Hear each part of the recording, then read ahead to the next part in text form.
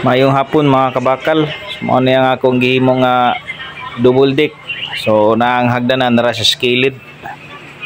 So mao na siya, nana siya drawer, butang tag duha ka drawer diha, duha lang tag butang. Ang gamit na kong tubular diha sa hagdan kay by 1 by 1 by 1.5. Pat na siya kaang mga kabakal. Ang sukod ani nga double deck mga kabakal kay pareho rin siya single size. Single ang babaw, single ang ubos. So 36 by 75 inches na siya.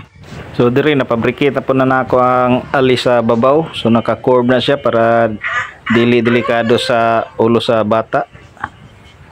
So diri po nga side naka-curve po na siya. Ang pasulod na siya gikan sa hagdanan.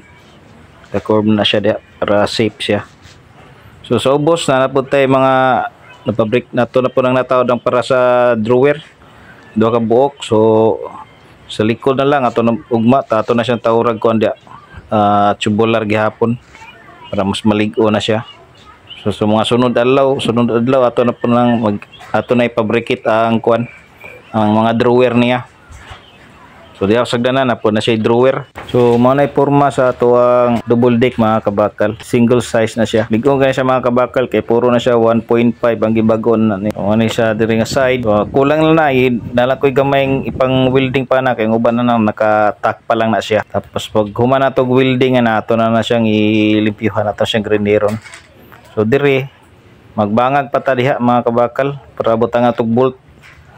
So diri po na siya bolt dira ang dapita. So diri sulod magbutang po tag angle bar diha para may kakuanas tong bolt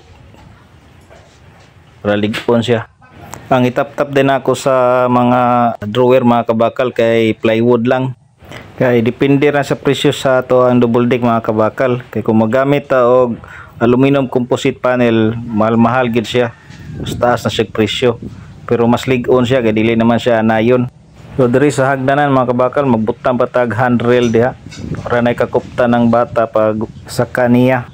Magpalit pa pud ko drawer slide ani niya para sa tuang drawer. So ugma ani mag building sa ko sa ubang kuan gipang taking lang sa ato sa lig-onon tapos aton siyang limpyuhan bago ta mag-assemble sa tuang drawer para dali na lang para sunod na mahuman na pintura na.